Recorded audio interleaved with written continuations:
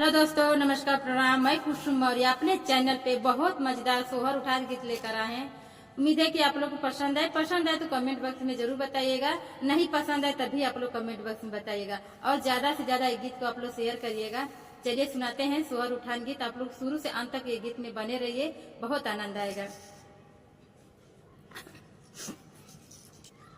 कहवा में भइल बालनवा हो, मैं के पहुँचा द मोर सजनवा।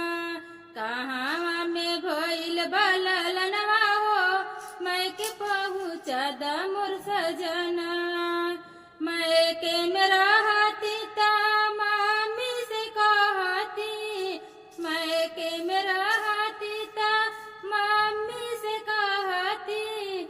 ससुरे में सासू मलकनवा हो, मैं के पहुँचा द मोर सजनवा।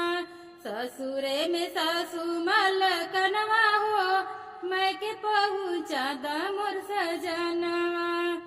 कहवा में भइल बालनवा हो, मैं के पहुँचा द मोर सजनवा।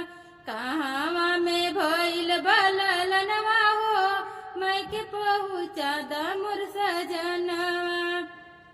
मैं के मेरा हाथी ता भाभी से कहती, मैं के मेरा हाथी ता भाभी से कहती।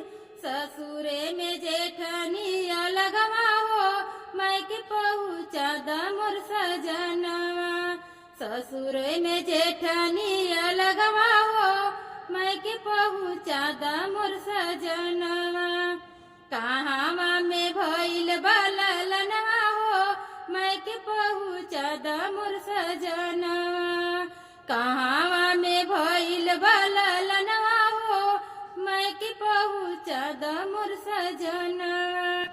मैं के मेरा हाथी ता दीदी से कहती, मैं के मेरा हाथी ता दीदी से कहती। ससुरे में ननदी लैया लगावे हो, मैं के पहुँचा द मोर सजनवा। ससुरे में ननदी लैया लगावे हो, मैं के पहुँचा द मोर सजनवा। कहवा में भइल बालनवा हो, मैं के पहुँचा द मोर सजनवा। कहवा में भइल बालनवा हो, मैं के पहुँचा द मोर सजनवा।